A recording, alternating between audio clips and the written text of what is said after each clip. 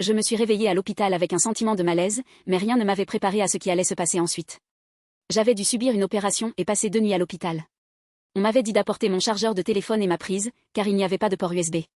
J'avais un petit sac à cordon où j'avais mis le chargeur, la prise, du déodorant, une brosse à dents, des écouteurs et quelques bonbons.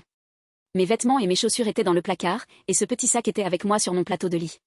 Chez moi, j'avais dû fouiller dans mon tiroir à cordon pour trouver le cordon USB-A à USB-C le plus long que j'avais, qui avait un motif de toile de chien noir et blanc et mesurait environ 2,5 mètres de long.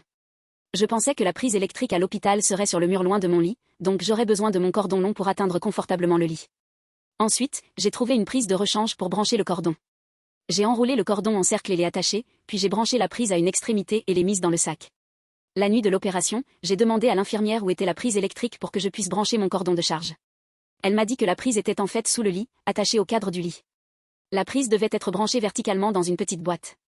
Elle l'a branchée pour moi et j'ai attaché mon extrémité du cordon à la barre du lit pour qu'il ne tombe pas.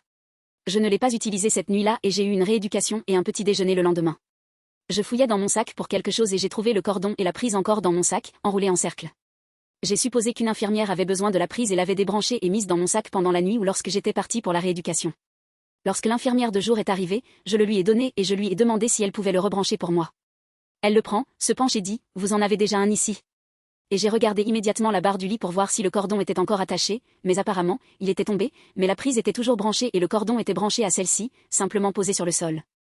J'étais complètement choquée, surtout parce que je sais que j'avais seulement un cordon de 2,5 mètres avec un motif de toile de chien noir et blanc. Et il n'y a aucune explication sur la façon dont 2 cordons ont pu apparaître comme par magie. J'étais assis, abasourdi.